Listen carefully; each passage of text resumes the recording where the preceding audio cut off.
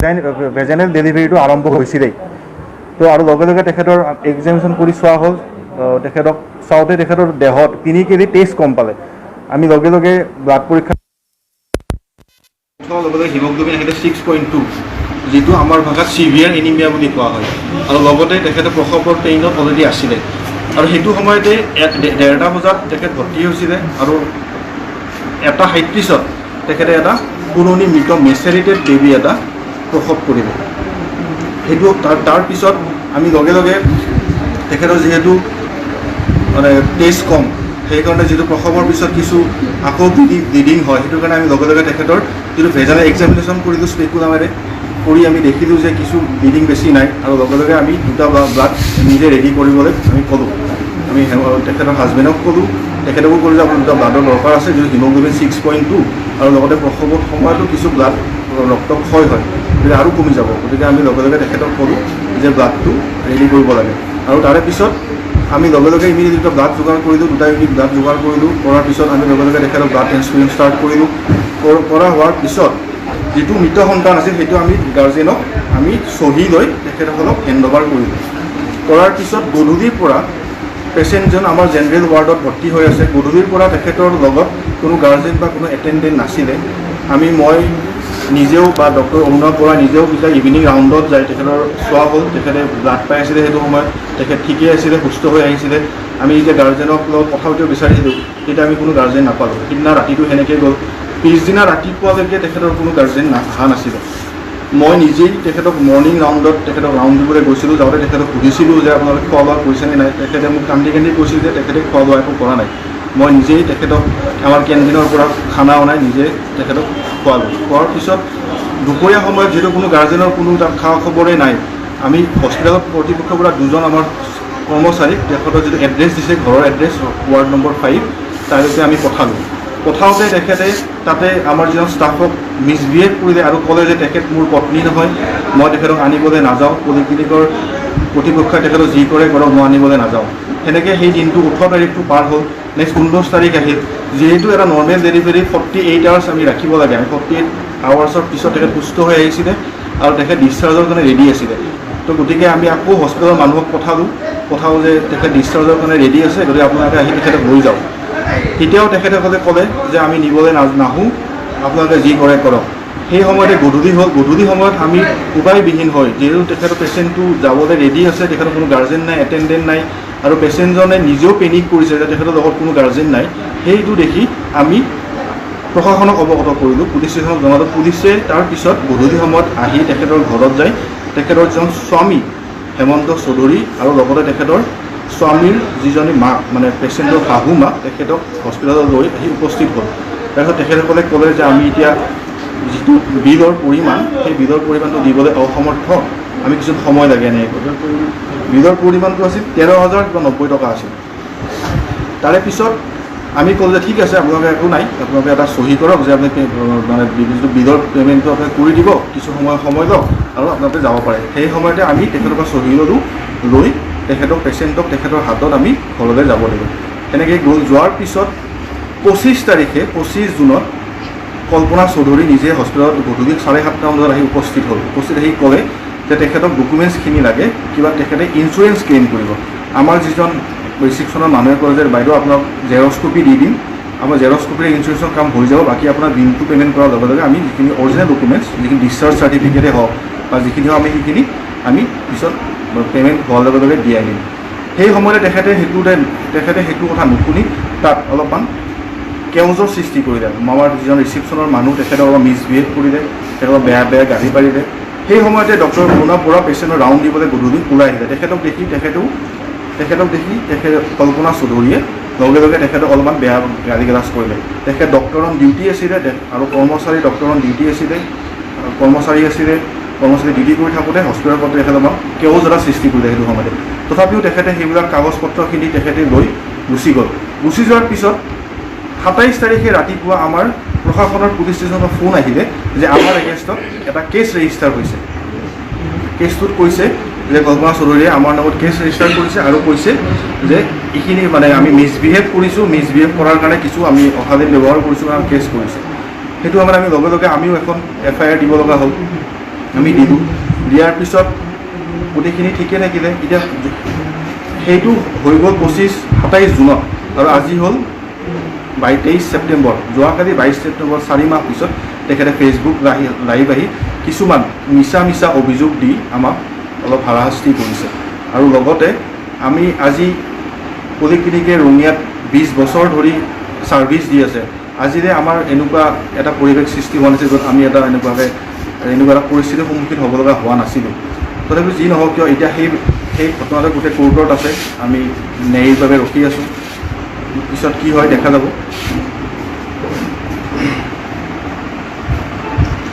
Doctor Aruna বৰাই যে আপোনাৰ মহিলাগৰাকী তাত বেয়াকৈ কৈছে বা তাই অভিযোগ কৰা মতে মাইকীজনক মাৰিবৰ কাৰণে খেদি গৈছে, সেই সময়ত আপোনাক কি কৰিব?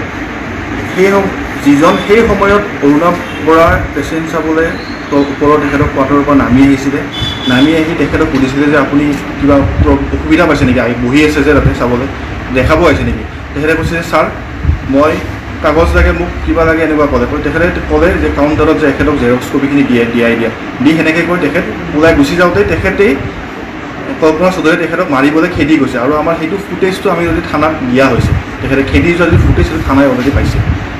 আৰু এটা কথা তেখেতে কৈছে যে মানে যিটো ব্লাডৰ কথাটো, ব্লাড লোৱাটো মানে হস্পিটেলে তেওঁলোকে মানুহ আনিছিল, পইচা বিচাৰি পিনি ব্লাডৰ কথা কৈছে। সেইটো কথা দুজন মানুহে ব্লাড দিছে, সেই দুজনৰ নাম এজন আছে আৰ আহমেদ আৰু এজন আছে প্ৰদীপ বড়ো। আৰু যিহেতু ৰঙিয়াত ক'তো জানে ব্লাড বেংক নাই, তাৰ ব্লাড ষ্ট'ৰৰ কোনো ব্যৱস্থা নাই। আমি এনি যেতিয়া ইমাৰ্জেঞ্চি কণ্ডিশ্যন এটা হয় তেতিয়া আমি মানুহৰ পৰা ব্লাড মিলাই ব্লাডটো লগে লৈ আমি পেচেণ্টক দিয়াই দিওঁ। তাত কোনো আমাৰ ষ্ট'ৰ কৰা ব্যৱস্থা নাই, আমাৰ কোনো তাত ব্লাড বেংক নাই। গতিকে আমি মানুহৰ পৰা দিয়ে ল'ব লাগিব। আৰু যি দুগৰাকী মানুহে ব্লাড দিছে সেই দুগৰাকী মানুহ তেখেতসকলে চিনাকি, তেখেতেই আনি মানুহ দিছিলে আৰু তেখেতসকলে পৰা ব্লাডটো দিয়া হৈছিলে। হস্পিটেলৰ ফালৰ পৰা এইটো প্ৰভাইড কৰা নাছিল। হস্পিটেলৰ পৰা আমাৰ ব্লাড বেংকেই নাই, ব্লাড ষ্ট'ৰ আমি ক'ৰ পৰা প্ৰভাইড কৰিম? আমাৰ নাই, ব্যৱস্থাই নাই। তেখেতে দুটা অভিযোগ কৰিছে। এটা হ'ল লেবাৰ ৰুমত তেওঁক এছল্ট কৰা হৈছে ইন চাম পাৰ্চনেল, আৰু 2 নম্বৰ কথাটো কৈছিল যে আপোনালোকে টাৱেল আনিব দিছিল, বাচ্চাটোৰ কান্দোন তেওঁ শুনিছে আৰু আপোনালোকে টাৱেল আনিব দিছিল, তেওঁৰ হাজবেণ্ডে টাৱেল লৈ আহিছে আৰু পিছত আপোনালোকে চিলিঙৰ ওপৰৰ পৰা এটা গলিত মৃতদেহ তেওঁক আমি দেখুৱাইছে তেওঁ বুলি। এই ক্ষেত্ৰত আপোনাৰ কি কথা? চাওক, যিটো গুপ্তাংগত যিটো কৈছে যে আমি এছল্ট কৰিছোঁ, সাধাৰণতে যেতিয়া এটা নৰ্মেল ডেলিভাৰী হয় প্ৰথমতে বাচ্চাটো ওলায়, নেক্সট যিটো ফুল প্লেচেণ্টা বুলি কয় সেইটো ওলোৱাৰ পিছত যিটো আমাক এইটো কোৱা হয় নৰ্মেল ভেজাইনেল ডেলিভাৰী বা স্পণ্টেনিয়াছ ভেজাইনেল ডেলিভাৰী বুলি কয়। আৰু তাৰ যেতিয়া ফুলটো ওলোৱাৰ পিছত ভেজাইনাৰ থ্ৰুদি কিছু ব্লিডিং হয়, আৰু সেই ব্লিডিংটোৰ কাৰণে আমি স্পেকুলাম ইউজ কৰি, আমাৰ যোন ইনষ্ট্ৰুমেণ্ট আছে স্পেকুলাম ইউজ কৰি চাব লাগে। আৰু যিহেতু তেখেতৰ ব্লাডটো অলৰেডি কম আৰু বেছি ব্লিডিং হ'ব এনেও দিব নোৱাৰে, তেখেতক ভালকৈ বেছি সময় চোৱা হৈছিলে যে ব্লিডিংটো বন্ধ কৰিব লাগে। কাৰণ যদি বেছিকৈ ৰক্তক্ষয় হয় তেখেতৰ হিমোগ্লোবিনটো এনেই 6.2 আৰু কমি যাব, তেখেতৰ লগে তেখেতৰ ইমাৰ্জেঞ্চি এটা কণ্ডিশ্যন হৈ যাব পাৰে। সেইটো বচাবলৈ আমি বেলেগ নৰ্মেল পেচেণ্টকে তেখেতৰ বেছি সময় পৰীক্ষা কৰিছোঁ, কাৰণ তেখেতৰ ব্লিডিংটো বন্ধ কৰিবলৈ আমি চাইছোঁ। আমি ব্লিডিং ৰৈ গৈছে নেকি সেইটো আমি পৰীক্ষা কৰিছিলোঁ, যিটো স্পেকুলাম মানে পৰীক্ষা কৰা হয়। তেখেতে সেইটোকে ভুল ভাবি ভাবিছে যে আমি কিবা হেৰি কৰিছোঁ। প্ৰসৱৰ আগমুহূৰ্তলৈকে মানে বাচ্চাটোৰ মুভমেণ্ট আছিলে, পিছত আপোনালোকৰ চিকিৎসকে কৈছে যে বহুদিন আগতে পেটতে ঢুকাইছে। ইয়াৰ আগতে মই আৰু এটা সংযোজন কৰোঁ, আৰম্ভণিৰ পৰাই আমাৰ ইয়াতে ৰঙিয়া পলিক্লিনিকত ট্ৰিটমেণ্ট কৰিছিল নেকি? নাই, তেখেতে সিদিনা আমাৰ তাত প্ৰথম আহিছে আৰু তেখেতে আমাক আহিয়ে কৈছে যে তেখেতে চিভিল হস্পিটেলত গৈছিলে, ৰঙিয়া চিভিল হস্পিটেলত। তাৰ পৰা তেখেতক GMC ৰেফাৰ কৰিছে তেখেতৰ হিমোগ্লোবিনটো কম থকাৰ কাৰণে। কাৰণ তেখেতৰ ৰিপৰ্ট মতে তেখেতৰ 3 জুনত তেখেতৰ হিমোগ্লোবিন 6.2 আছিলে আৰু 17 জুনত আমি 6.2 পাইছোঁ। মানে তেখেতৰ সেই 14 দিনত তেখেতৰ কোনো হিমোগ্লোবিনৰ ট্ৰিটমেণ্টেই লোৱা নাই, কাৰণ হিমোগ্লোবিনটো একেই আছে, 1% বাঢ়া নাই। আৰু সেইকাৰণে তেখেতক GMC ৰেফাৰ কৰিছিলে। ৰেফাৰ নকৰি লকডাউনৰ সময়ৰ কাৰণে তেখেতে আমাৰ তাত আহি উপস্থিত হৈছিলে। আৰু যিটো সময়ত উপস্থিত হৈছিলে সেইটো সময়ত তেওঁৰ অৱস্থাটো সদায় মুৰ্মুখ আছিলে, কাৰণ তেওঁৰ হিমোগ্লোবিন কম আছিলে, তেওঁৰ আগৰ চিজেৰিয়ান হৈছিলে, এবাৰ বাচ্চাটো লেবাৰ পেইনত আছিলে। সেইটো সঁচাকৈ এটা চিৰিয়াছ কণ্ডিশ্যন। এটা প্ৰশ্ন হয়, আপোনালোকৰ ফালৰ পৰা কৈছে যে হাজবেণ্ডে তেওঁৰ লগত নাছিলে, অহা নাই, যেতিয়া এডমিট কৰিলে তাৰপিছত গুচি গৈছে, কিন্তু বাচ্চাটো জন্ম হোৱাৰ পিছত টাৱেল আনিব দিছে, তেওঁ হাজবেণ্ড আনিছে, সেইটো ফুটে চাপ্লাই কৰা আছে। নহয়, সেইটো মই আপোনাক কওঁ, বাচ্চাটো টাৱেলখন অনাৰ কথাটো চাওক। এতিয়া বাচ্চাটো মানে যিটো আউটকাম হয়, আউটকামটো জীৱিতই বা ডেথে হওক, এখন কাপোৰ আমি ঘৰৰ মানুহৰ পৰা আনো, কাৰণ তেখেতসকলে এখন যিটো আপোনাৰ ঘৰৰ কাপোৰৰ বাচ্চাটো আমি মেৰিয়াই দিওঁৱেই। ডেথেই হওক বা জীৱিতই হওক এইটো নিয়ম। হাজবেণ্ডে আমাৰ চিষ্টাৰ এজনীয়ে তেখেতৰ এটেণ্ডেণ্ট যোন আছিলে বাহিৰত, হাজবেণ্ড কোন তেখেতৰ 4-5জনৰ এটেণ্ডেণ্ট আছিলে লগত, তেখেতক মাইকী মানুহ আছিলে কোনোবা, তেখেতক কৈছিলে টাৱেলখন নিবলৈ, টাৱেলখন চিম্পলি তেখেতে দিছে, তেখেতে লৈছে। এতিয়া টাৱেলখন নিয়া মানে যে বাচ্চাটো জীৱিত হয় সেইটো কথা নহয়, কাৰণ জীৱিত হওক বা বাচ্চাটো ঢুকুৱাই হওক টাৱেলখন আমি এইটো নিয়মেই, টাৱেলখন আমি লওঁৱেই এখন। এটা সুধিল লগতে মানে মহিলাগৰাকীয়ে কৈ আছিল, অভিযোগ এটা দি আছে যে 15 দিন আগতে আপোনালোকে বাচ্চাটো মৃত্যু হোৱা বুলি কৈছিল আৰু বাচ্চাটো মানে গৰ্ভতে আছিলে। এনেকুৱা হ'ব পাৰে নেকি যে 15 দিন গৰ্ভৰ ভিতৰত থাকিল মহিলাগৰাকী, কিন্তু মহিলাগৰাকী অসুস্থ হোৱা নাই, নৰ্মেল যে তেখেতৰ প্ৰসৱৰ ডেট আছিলে, তেখেতৰ যিটো হিচাপ থাকে হিচাপ মতে 9 মাহ 10 দিন, তেখেতৰ হয় 18 জুলাইত। তেখেতে অলৰেডি 17 জুনত তেখেতৰ পেইন আৰম্ভ হৈছিল, অলৰেডি 4 সপ্তাহ তেখেত আগত আছে। আৰু বাচ্চা যিটো সময়ত প্ৰসৱ হৈছিলে মেচেৰেটেড বেবী আছিলে, তেনেকুৱা এটা থাকে পুৰণি মৃত আৰু নতুন মৃতৰ মাজত কিছুমান ডিফাৰেঞ্চেল আমি ডাক্তৰে কৰিব পাৰোঁ, যে দেখি চাব পাৰোঁ যে এইটো কিছুমান আগতে ঢুকাইছে বা ফ্ৰেছলি এইটো মানে ইমিডিয়েটলি ঢুকাইছে অলপ আগতে, সেইটো গম পায়। গতিকে সেই যিটো বডিটোৰ যিটো মানে বাচ্চাটোৰ যিটো অৱস্থা সেইটো দেখি মেচেৰেটেড বেবী হয়, যেতিয়া 10-15 দিনমান পাৰ হৈ যায়। আৰু তেখেতে যিটো কৈছে লষ্টৰ পাই আছিলে, লষ্টৰ পোৱা কথা চাওক, এজন মানে মাকে 9 মাহ ধৰি এটা বাচ্চা পেটত ৰখাৰ পিছত লষ্টৰ পোৱাটো এটা ইম'চনেল কথা এটা। আৰু যিটো আমি পৰীক্ষা কৰিছোঁ আমি ডপ্লাৰ আমি যে ষ্টেথোস্কোপেৰে চাওঁ প্ৰথমতে, আমি হাৰ্টবিটটো যদি নাপাওঁ ষ্টেথোস্কোপেৰে নেক্সট ষ্টেপত যাওঁ, সেইটো ডপ্লাৰ বুলি কয়। ইমিডিয়েটলি ডপ্লাৰ মেচিন থাকে, মেচিনত হাৰ্টবিটটো শুনা পায়। আমি সেই ষ্টেথোস্কোপেৰেও পোৱা নাছিলোঁ হাৰ্টবিটটো, আমি ডপ্লাৰৰ লগতে ডপ্লাৰেও আমি হাৰ্টবিটটো শুনা নাছিলোঁ। আৰু সেইটো হাৰ্টবিট নুশুনা মানে, আৰু লগতে তেখেতৰ লেবাৰ পেইন যিটো আমাৰ সময়ত আহিছিলে, তেখেতৰ বাচ্চাটো অলমষ্ট দেখা হৈ আছিলে। আৰু দেখা হওঁতে বাচ্চাটো যিটো মাথা হেডটো যিটো ওলাই আছিলে, হেডটো অলৰেডি মেচেৰেটেড হৈ হেডটো অলৰেডি মানে ক্ষীণাই গৈছিলে। বাচ্চাটো নৰ্মেল হ'ল নে চিজাৰিন? নৰ্মেল হ'ব পাৰে নেকি? বিষটো এতিয়া আহিছে, হ'ব পাৰে বিষটো তেখেতৰ আৰম্ভ হৈছে। আমাৰ সময়ত আহিছে 1:30 বজাত আৰু আমাৰ বাচ্চা হৈছে 1:37। আমি হাতত 7 মিনিট সময় পাইছোঁ। তেখেতে তাৰে আগত চিভিলত গৈছিলে ৰাতিপুৱা 8টা 8:30 যোৱা বুলি কৈছিলে, মানে তেখেতৰ প্ৰব্লেমটো ৰাতিপুৱাৰ পৰাই হৈ আছে বা ৰাতিৰ পৰাই হৈ আছে। আমাৰ তাত 1:30 বজাত আহিছে, আমি 7 মিনিট সময়ৰ ভিতৰত আমাৰ তাত বাচ্চাও ডেলিভাৰী হৈছে। সাধাৰণতে যিটো বিষ লেবাৰ পেইন সেইটো মোটামুটি 12 পৰা 18 ঘণ্টা সময় থাকে। গতিকে আমি 7 মিনিট সময় পাইছোঁ তেখেতক চাবলৈ, তাৰ পৰা বিষটো আগৰ পৰা হৈছে আৰু তেখেতে সেইটো কাৰণে অলৰেডি চিভিলত যাবলৈ আমাক জনাইছিল সেইদিনা। জনাই তাৰ পৰাহে আমাৰ তাত যেতিয়া তেখেতসকলে ৰেফাৰ কৰিলে GMCলৈ, তেতিয়া আমাৰ তাত আহিছে। GMCলৈ ৰেফাৰ কৰিলে মহিলাগৰাকীক, কিন্তু সেই মহিলাগৰাকীৰ নিশ্চয় কণ্ডিশ্যনটো বেয়া আছিল, কিন্তু সেইগৰাকী মহিলাক আপোনালোকে কিয় চিকিৎসা কৰিলে পলিক্লিনিকত? কাৰণ আপোনালোকৰ ICU নাই, ব্লাড বেংক নাই, ইফালে মহিলাগৰাকীক নিব দিছে GMCH, তাতে আপোনালোকে কিয় একচেপ্ট কৰিলে বা আপোনালোকে কিয় নক'লে যে এইটো GMCHত লৈ যাওক? তেখেত আমাৰ তাত আহিছে 1:30 বজাত, আমি যদি সেই সময়ত তেখেতৰ বাচ্চাটো যদি আমি তেখেতক ৰেফাৰ কৰি দিওঁ, তেখেতৰ ৰাস্তাতে অঘটন হ'ব। কাৰণ তেখেতৰ গুৱাহাটীলৈ যাবলৈ 1.5 ঘণ্টা সময় লাগিব, আৰু সেই বাচ্চাটো আমাৰ তাত 7 মিনিট সময়ত ওলাইছে, মানে ৰাস্তাতে ওলাব। ৰাস্তাত ওলাই তেখেতৰ যদি গাড়ীত যাই থাকোঁতে যদি তেখেতৰ এটা প্ৰব্লেম হয়, আমি এটলিষ্ট বচাব পাৰিম তেখেতক। আমি এইটো জানো যে আমি বচাব পাৰিম। আমাৰ বাচ্চাটো দেখিছোঁ তেখেতৰ আমাৰ ব্লাডৰ বেংক নাই, কিন্তু ব্লাড যোগাৰ কৰাৰ ব্যৱস্থা কৰিছোঁ, কৰি সেইটো মানৱীয়তাৰ খাতিৰত আমি যদি গুৱাহাটীলৈ পঠাই দিওঁ সেইটো সময়ত পেচেণ্টটো, ৰাস্তাতে কিবা অঘটন হ'ব। তেখেতক আমি সুস্থ কৰিছোঁ সেইটো সময়ত গৈ আনি। কিন্তু আপোনালোকৰ যিগৰাকী চিকিৎসক অৰুণাভ বৰা, তেওঁ যিখিনি ঘটনা কৰিলে মহিলাগৰাকীয়ে কোৱা মতে, তেনেকুৱা ঘটনা তেওঁ পূৰ্বেও বহু কেইগৰাকীৰ লগত কৰি থৈছে, সেইখিনি তথ্যও আমি পাইছোঁ। গতিকে মহিলাগৰাকীয়ে যিখিনি অভিযোগ কৰিছে, অৰুণাভ বৰাই অন্য ৰোগীৰ ক্ষেত্ৰতো তেনেকুৱাই মানে কাম কৰিছে, এই ক্ষেত্ৰত কি কয়? আগৰ কথাটো মই নাজানো, সেইটো কথা নহয়। এইটো ক্ষেত্ৰত এই যিটো ঘটনা হৈছে সেইটো অলৰেডি আমাৰ কোৰ্টত কেছটো আছে, গতিকে অনাৰেবল যিটো জাজ আছে বা হেৰি আছে, তেখেতসকলে এইটো বস্তু ব্যৱস্থা কৰিব। কোন শুদ্ধ কোন ভুলটো এইটো কোৰ্টে ৰায় দিব। এটা প্ৰশ্ন হয় যে আপোনালোকে ব্যক্তিগত চিকিৎসালয় তাত পইচাটো লাগিব, পইচা বিচাৰিব, এনেকুৱা পেচেণ্টক আপোনালোকে 1 টকা নোহোৱাকৈ এখন দিলে, এগ্ৰিমেণ্ট কৰিলে, তাতে যাব দিলে, এনেকুৱা কি আছে মানে ধৰক নিজৰ পেচেণ্টো ৰাখি থৈ দিয়ে, পইচা কাৰণে যাব নিদিয়ে। আপোনালোকে ইমান দৰদিনে যে আপোনালোকে পইচা নোহোৱাকৈ এটা পেচেণ্ট যাব দিলে, আমাৰ 2 মাহ হৈ গ'ল পইচা। এইটো বস্তু আপোনাক কেনেকুৱা কথা, সেইটো সময়ত যিটো সময়ত তেখেত আহিছে, সেইটো সময়ত আমাৰ কাৰণে পইচা ডাঙৰ কথা নহয়, তেখেতৰ জীৱনটো ডাঙৰ কথা আছিলে, তেখেতক আমি বচাব লাগে। পইচা পিছত দিয়ে নিদিয়ে সেইটো আমি, আৰু সেইটো সময়ত যেতিয়া আহিছে তেখেতসকলে আমাক ক'ব লাগিব যে আমি পে'মেণ্ট কৰিব পাৰিম, আমি সেইবিলাক কথাও বাদ দিছোঁ। আমি কৈছোঁ যে পেচেণ্টক আমি বচাই ল'ব লাগে প্ৰথমতে, পিছত কি হয় দেখা যাব। ফাৰ্ষ্ট যদি পেচেণ্টটো বাচি যায়, পিছত পইচাৰ কথা আহে কিবা আহে পিছৰ কথা। তথাপিও তেখেতসকলে কৈছে যে আমাৰ পইচা যে ডিছচাৰ্জ হ'ব সেইদিনা নাই বুলি কৈছে, আমি তেখেতসকলক তথাপিও যাব দিছোঁ, ডিছচাৰ্জ পইচা নোলোৱাকৈ যাব দিছোঁ।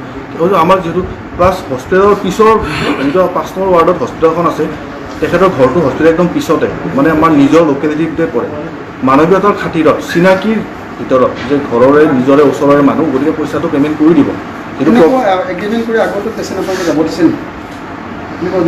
এনেকুৱা আপোনাৰ কেতিয়াবা কি হয়, কিছুমান পেচেণ্টৰ আমাৰ বিল অলপ বেছি হয়, তেখেতসকলে অলপমান কমাই গুচি যায় বা কেতিয়াবা হৈছে আমাৰ হৈছে এনেকুৱা, কাৰণ তেখেতসকলে পিছত পে'মেণ্টটো কৰিছে আহি। আমাৰ তাত তেখেতৰ যি ব্লাড দিছে তেখেতৰ নিজৰ মানুহ, তাত ব্লাডৰ পইচা লগাই ক্ৰছ মেটচিং কৰাবলৈ 900 টকা আৰু তেখেতৰ সেইটো পেণ্ডিং আছে। তেখেতসকলে ক'লেই যে তেখেতে ক'লেই যে কথাটো লগত লিখা আছে। মহিলাগৰাকী আৰু এটা কথা কৈছিলে যে ডক্টৰ অৰুণাথ বৰাই তেখেতক মানে কৈছে যে তোক ল'ৰা বাচ্চা মাৰা গৈছে, এতিয়া তোক মাৰা যায় বা এনেকুৱা এটা শব্দ উলিয়াইছিল চাগে, কি কথাটো কি আছে? সেনেকে আপোনাৰ সেইটো সময়ত সেই 7 মিনিট সময়টোত 1:30 বজাৰ পৰা 1:37 এজন ডাক্তৰে তেখেতৰ ডেলিভাৰী কৰি তেখেতৰ ব্লাড দিয়াৰ সময়ত যে আপোনালোকে সেই লাইনটো যে ক'ব, মইতো বিশ্বাস নকৰোঁ সেইটো কথা। আপোনালোকে কৈছে মহিলাগৰাকীয়ে চেণ্ডেল লৈ খেদি আহিছে, আপোনালোকে CC ফুটেজ দিছে, বাকী ঘটনাক্ৰমৰ CC ফুটেজ আপোনালোকৰ লগত আছে নেকি? আমি অলৰেডি আমাৰ প্ৰশাসনক দিয়া হৈছে যি ফুটেজ আছে বাকী ঘটনাক্ৰমৰ। আপোনাৰ মতে মহিলাগৰাকী মিছা কৈছে নেকি? আপোনালোকৰ মতে যিখিনি কথা তেওঁ ফেচবুক লাইভত জড়িত কৈছে কথাখিনি মিছা কথা কৈছে, সেইটো এতিয়া তেখেতে জানিব কিহৰ কাৰণে। এটা কথা এটা মানে মাজতে এটা কথা এটা মহিলা ফেচবুক লাইভত কৈছে যে মহিলা আফটাৰ ডেলিভাৰী মানে বাচ্চাটো ওলোটাই দিছে, ওলোটাই দিওঁতে বাচ্চাটোৱে কান্দি উঠিছে, এনেকুৱা ধৰণৰ এটা কথা এটা মানে মহিলাগৰাকীয়ে কৈছে। গতিকে এনেকুৱা কথাটো সম্পৰ্কত আপোনালোকে কি কৰে? চাওক, কেনেকুৱা কথা এটা আছে, সেইটো প্ৰথমতে আছিলে সেইটো মেচেৰেটেড বেবী, সেইটো কান্দাৰ প্ৰশ্নই নাহে। কিন্তু কিছুমান কথা আছে আমাৰ মেডিকেল ছায়েন্সত লিখা আছে, এটা আছে পষ্টমৰ্টেম চাইক'চিছ, হেলুচিনেশ্যন হয় মাকৰ লগে ইমিডিয়েটলি, যিটো এটা 9 মাহত এটা পেটত এজন মাকে এজন বাচ্চা হৈ থাকে, ইম'চনেল কানেকশ্যন এটা হৈ থাকে 9 মাহৰ পৰা, তেতিয়া বাচ্চাটো দেখিব কাণটো কাণত বাজিব পাৰে, সেইটো কয় হেলুচিনেশ্যন বা সেইটোক কয় পষ্টমৰ্টেম চাইক'চিছ বুলি কয়, বা কেতিয়াবা ফেণ্টম বেবী বুলিও কয়, যিটো মিছাতে শব্দটো শুনা পাইছে, তেনেকুৱা হ'ব পাৰে। কিন্তু সেই মেচেৰেটেড বেবীটোৰ কান্দাৰ কোনো প্ৰশ্নই নাই। শিশুটিৰ মৃত্যু হোৱা কাৰণ এতিয়া আপুনি চিকিৎসক হিচাপে কি ক'ব, কি কাৰণে মৃত্যু হয়? সেইটো বহুত কাৰণ হ'ব পাৰে, সেইটো তেখেতৰ কাৰণ যিহেতু কাৰণটো আপোনালোকে এতিয়াও বিচাৰি পোৱা নাই। কাৰণটো কেনেকৈ ক'ব নোৱাৰোঁ, তেখেতে আমাৰ ফ'ল' আপত নাছিলে। হয়, এটা প্ৰেগনেঞ্চি 9 মাহৰ পৰা ফ'ল' আপত থাকে, প্ৰথম যেতিয়া আপোনাৰ প্ৰেগনেঞ্চি ডিটেক্ট হয় তাৰ পৰা 9 মাহ হ'লে ফ'ল' আপত থাকে, গোটেই যিখিনি প্ৰব্লেম হৈ থাকে সেই গোটেইখিনি এটা ডাক্তৰে চাই থাকে। আমাৰ তাত তেখেতে আগতে কেতিয়াও অহা নাই, তেখেত ইমিডিয়েটলি আহিছে, আৰু যিটো সময়ত আহিছে তেখেতৰ লেবাৰ পেইন অলৰেডি আৰম্ভ হৈ বহুত দেৰি হৈ গৈছিলে। সেই সময়টো তেখেতৰ কি কাৰণে হৈছে সেইটো কথা, সেইটো সময়ত বেবীটোৰ ক্ষেত্ৰত এনে কি ঘটনা হ'ল যে বেবীটো ঢুকাই থাকিল, আপোনালোকে একো গম নাপালে নেকি? সেইটোতো আপোনাৰ যিটো বেবীটোৰ যিটো অৱস্থা সেইটোক লৈ এইটো কাৰণ বহুত থাকিব পাৰে, কিন্তু সেইটো সময়ত সেইটো গম পোৱাটো পচিবল নহয়, যিটো সময়ত তেখেতৰ ডেলিভাৰী হৈছে। গতিকে আপোনালোকে মহিলাগৰাকীক কি বুলি ক'লে যে আপোনাৰ বেবীটো অমুক হৈ ঢুকাল? আমি তেখেতক সোধা হৈছিলে যে আপুনি ক'ৰবাত পৰিছিল নেকি কিছুদিন আগত, আপোনাৰ ক'ৰবাত আপুনি ইঞ্জুৰি পাইছিল নেকি আপুনি, বা আপুনি কিবা ঔষধ চৌষধ খাইছিল নেকি, তেখেতেতো নাই খোৱা বুলি কৈছে। গতিকে এতিয়া কাৰণটো জানিব পৰা হোৱা নাই। কাৰণটো হয়তো তেখেতে পৰিব পাৰে, ক'ৰবাত ইঞ্জুৰি হ'ব পাৰে, তেখেতৰ গৰ্ভত দুখ পাব পাৰে কিছুদিন আগত, বা তেখেতে কিছুমান ঔষধ খাব পাৰে। মানে মৃত্যুৰ নিৰ্দিষ্ট কাৰণটো আপোনালোকে বিচাৰি পোৱা নাই এতিয়ালৈকে? সেইটোতো কাৰণ চাওক, মৃত্যুৰ নিৰ্দিষ্ট কাৰণটো জানিবলৈ আমি সেই গোটেইটো ষ্টাডি কৰিব লাগিব, গোটেই প্ৰেগনেঞ্চি পিৰিয়ডটো, আৰু সেইটো আমাৰ হাতত তেখেতে যদি আমাৰ ফ'ল' আপৰ পেচেণ্ট ডক্টৰ অৰুণাথ বৰা, এইটো এটা ইমাৰ্জেঞ্চি পেচেণ্ট এটা আছিলে আমাৰ হস্পিটেলখনত, তেখেতে আহিছিলে ইমাৰ্জেঞ্চি এটা কণ্ডিশ্যন লৈ, গোটেই ফ'ল' আপটোত তেখেত 9 মাহ তেখেত নাছিলে, গতিকে সেইটো বস্তু গোটেই হিষ্ট্ৰী নাজানাকৈ, গোটেই কেছৰ যিটো হিষ্ট্ৰীটো গম নোপোৱাকৈ এটা সেইটো কথা কোৱা হৈছে। মহিলাগৰাকীৰ শাহুৱেকৰ পৰা ডিছচাৰ্জ লেটাৰত জোৰকৈ চহী লোৱা হৈছিল। ডিছচাৰ্জ লেটাৰত চহী জোৰকৈ আপোনাৰ নিয়ম আছে, লিখা আছে, এটা নৰ্মেল ডেলিভাৰী হোৱাৰ পিছত 48 আৱাৰ্ছ পিছত সেই মহিলাগৰাকী যাবলৈ সুস্থ, মানে তেখেতে 17 তাৰিখে ভৰ্তি হৈছিলে, আৰু 19 তাৰিখতে অলৰেডি 40 ইয়াৰ্ছ পাৰ হৈছে, তেখেতে সুস্থ আছিলে, গতিকে সেইটো সময়ত জোৰ কৰিব নালাগে, তেখেতে নিজে সুস্থ আছিলে যাবলৈ ঘৰ যাবলৈ। আমি চহী কৰিছিলোঁ, তেখেতে যিটো বিল আছিলে সেই যিটো বিলৰ পৰিমাণটো পৰিশোধ কৰা নাছিলে, সেই পৰিশোধ নকৰাৰ কাৰণটোৰ কাৰণে আমি চহী দিছোঁ। তেখেতে এটা সময় দিছিলোঁ, আমি 15 জুলাই আছিলে সময়টো, ইয়াৰ ভিতৰত আমি ইমান সময়ৰ ভিতৰত আমি পে'মেণ্টটো কৰিব, ভিতৰত চহীটো চহী দিয়া হৈছিল। গতিকে ইমান কৰিছে নেকি? বিলটোৰ পৰিমাণটো কিমান? 13,090 টকা কিবা এটা। বেলেগ এটা কুৱেশ্যন যে মানে জানে আপুনি ডাক্তৰ যিহেতু, মানে এটা বেবী যেতিয়া গৰ্ভত থাকে ডক্টৰে ডিউৰিং প্ৰেগনেঞ্চি পিৰিয়ড কেইবাবাৰো ছ'ন'গ্ৰাফি কৰে, আল্ট্ৰাচাউণ্ড কৰে, যে আপোনালোকৰ তাত যেতিয়া মানে মহিলাগৰাকী 1:30 বজাত আহিলে, মহিলাগৰাকীৰ হাতত কিবা ছ'ন'গ্ৰাফি ৰিপৰ্ট এনেকুৱা আপোনালোকে দেখুৱাইছিলে নেকি? আৰু মহিলাগৰাকীয়ে কৈছে যে তেওঁ চিভিল হস্পিটেলত বিগত 15 দিন ধৰি গৈ আছিল, তেতিয়া বাচ্চাটো জীৱিত আছিল।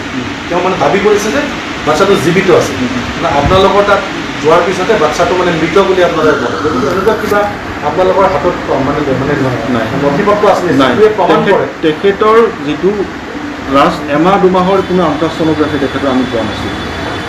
তেখেতৰ অলৰেডি এখন আল্ট্ৰাছাউণ্ড এখন আছিল, যিখন ফেব্ৰুৱাৰী মানলৈ আছিলে, সেইখন এখন আল্ট্ৰাছাউণ্ড আছিলে, যিটো 13 সপ্তাহমান হৈছিল চাগে সেইটোত। কিন্তু যিটো একদম ৰিচেণ্টলি যিটো 1 মাহ 2 মাহৰ ultrasonography, fresh ultrasound report report নাছিলে। বেবীটো কিমান দিন আগত মাৰা গৈছে বুলি আপুনি ভাবে? সেইটোতো আপুনি একজেক্ট টাইমটোতো ক'ব নোৱাৰিব, কিন্তু ধৰক যিটো বেবীটোৰ কণ্ডিশ্যনটো দেখা পাইছে, সেইটো কিছু পুৰণা বেবী, মানে ধৰক 10-15 দিনমানটো হ'ব লাগে, মানে পুৰণা মৃত, মানে মেচেৰেটেড বেবী মানে পুৰণা মৃত হ'ব লাগে। মানে as per medical guideline normal baby এটা ডেলিভাৰী হ'বলৈ হ'লে কিমান সময় লাগে? মানে আপুনি কি বুজা নাই? মানে আপোনালোকে চিকিৎসক হিচাপে এগৰাকী মহিলাৰ ডেলিভাৰী কৰাওঁতে কিমান সময় লয় আপোনালোকৰ? চাওক, এইটো ষ্টেজ আছে, লেবাৰৰ ষ্টেজ আছে, first stage, second stage, third stage, fourth stage. যদি মহিলাগৰাকীৰ প্ৰথম বাচ্চাই তেখেতৰ কিছু সময় বেছি লাগে, 18 ঘণ্টা কেতিয়াবা লাগে। যদি তেখেতৰ আগত বাচ্চা আছে সেই সময়টো অকণমান কম লাগে। কিমানমান সময় লাগে ডেলিভাৰী হওঁতে? প্ৰথম পেইনটো চিকিৎসালয়ত নিয়াৰ পিছত কিমান সময় লাগে? সেইটো আপুনি নৰ্মেল ডেলিভাৰী এটা প্ৰগ্ৰেছটো নিজে হয়। সেইটো এটা ফিজিঅ'লজিকেল নেচাৰেল প্ৰচেছ, তাত কোনো আপোনাৰ ডাক্তৰৰ হাত নাই। নেচাৰেলি বিষটো আহিব, নেচাৰেলি ৰাস্তা খোলা যাব, নেচাৰেলি বাচ্চাটো লাহে লাহে ওলোৱা আৰম্ভ হ'ব। তথাপিও মিনিমাম কিবা এটা সময়, মিনিমাম 15 পৰা 18 ঘণ্টা সময় বিষটো অহাৰ পৰা একদম ফুট ওলোৱালৈকে লাগে। তাকো যদি আগত বাচ্চা থকা মাল্টি কেছ হয়, মানে প্ৰাইমি মানে প্ৰথম বাচ্চা, তাত কিছু সময় বেছি লাগে। যদি মাল্টি কেছ হয় সেই সময়টো অকণমান কৰিব পাৰে, কিন্তু মানে অতীত নিয়াৰ পাছৰ পৰা অতীত মানে লেবাৰ ৰুম, চিজাৰিয়ানটো বেলেগ। লেবাৰ ৰুমত কিমান সময় লাগে? এইটো নৰ্মেল ভেজাইনেল ডেলিভাৰী, স্পণ্টেনিয়াছ যিটো ভেজাইনেল ডেলিভাৰী হয় সেইটো কথা কৈছোঁ। চিজাৰিয়ানটো বেলেগ বস্তু। আৰু এটা প্ৰশ্ন এটা, 7 মিনিটত বেবী এটা ডেলিভাৰী হোৱাটো সম্ভৱ জানো? 7 মিনিটত নহয়, তেখেতৰ আগত না আপুনিয়ে কৈছে 7 মিনিটত। 7 মিনিট আমি সময় পাইছোঁ। হয়, 7 মিনিটত মই কোনে ডেলিভাৰী হৈছে, আমাৰ তাত 1:30 বজাত আহিছে। আগৰ পৰা হৈ আছে, আগৰ পৰা চলি আছে। এটা টেকনিকেলি কিছুমান মানুহেতো আমি নাজানো, আমিতো নাজানো মেডিকেল চায়েন্সৰ কথা, আপুনি জানিব যে এটা বাচ্চা যেতিয়া গৰ্ভত মৃত্যু হয়, সেই বাচ্চাটো নেচাৰেল ডেলিভাৰী হ'ব পাৰে জানো? হ'ব পাৰে, সেইটো হ'ব পাৰে। আৰু পেচেণ্টটো একো নোহোৱাকৈ থাকিব পাৰে। পেচেণ্টটো যে একো হোৱা নাই, মানে ইমান বেছি ক্ৰিটিকেল মানে হয়তো যোৱা নাই, পেচেণ্টটো ঠিকে থাকিল, মানে 15 দিন মৃত সন্তান এটা পেটত লৈ থাকিব পাৰে, একো অসুস্থ নহয় নেকি? সময় হোৱাই নাছিলে নিয়মমতে। তেখেতৰ ডেলিভাৰীৰ সময় যিটো আছিলে EDD বুলি কয়, এক্সপেক্টেড ডেট অফ ডেলিভাৰী, সেইটো আছিলে তেখেতৰ 18 জুলাই। তেখেতৰ অলৰেডি সময়তকৈ আগতে ওলাইছে, 1 মাহমান আগত। যদি ঠিকে থাকাহেঁতেন 18 জুলাই মানে গ'লেহেঁতেন ডেটটো। যিহেতু কিবা এটা প্ৰব্লেম এটা হৈছে, সেইটো কাৰণে আগত বিষটো আহিছে। নাই, মানুহৰ এতিয়া এনেকুৱা এটা কথা আহিছে, যদি মৃত বেবী এটা 10-15 দিন পেটত থাকি তাৰপিছতো মানুহগৰাকী একো নহ'ল, একো নহ'ব পাৰে, সেইটো হ'ব পাৰে। এতিয়া ইয়াৰ আঁৰত কি ঘটনা লুকাই থকা বুলি ভাবে আপোনালোকে? মহিলাগৰাকী যে ইমান দিন পাছত? নহয়, শুনক, সেইটো তেখেতে জানে। আজি সেইটো কথা আছিল 17 জুনত, আজি ছেপ্টেম্বৰত 4 মাহ পিছত তেখেতে কি উদ্দেশ্যি মানে এনেকৈ আমি ভাবিছোঁ যে আমাৰ হস্পিটেলখনৰ বা ডাক্তৰখিনিৰ আমাৰ সেৱা প্ৰতিপন্ন কৰিবলৈ তেখেতৰ এটা চেষ্টা বুলি ভাবিছোঁ আমি। কিন্তু বাকীখিনি যিহেতু কেছটো কোৰ্টত আছে, বাকী সঁচা মিছা ন্যায়টো কোৰ্টে ডিচাইড কৰিব। 13,000 কিমান টকা বুলি ক'লে? 13,090। আৰু কিবা আছে নেকি? নয়ন 13,000 কিবা 13,090 নেকি? 13,090 মানে আছে, মানে 15 দিনৰ সেইটো লিখা আছিলে 15 জুলাই। 15 জুলাই বজাত দিব বুলি কৈছে এতিয়ালৈকে দিয়া নাই আৰু তেখেতসকলৰ যিটো চিভিলত আমাৰ বিনামূলীয়া চিকিৎসা মানে ইনভেষ্টিগেশ্যন হয় তাৰে মানে 3 তাৰিখে জুনত হিমগ্লবিন 6.2 আছিল আৰু আমাৰ তাত আহিছে 17 তাৰিখে 17 জুন 3 জুন মানে 14 দুসপ্তাহ হৈ গ'ল আমাৰ তাত 6.2 ওলাইছে সাধাৰণতে হিমগ্লবিন যদি তেখেতে ট্ৰিটমেণ্টত থাকে অলপ বাঢ়িব লাগে আইৰণ টেবলেট বা আইৰণ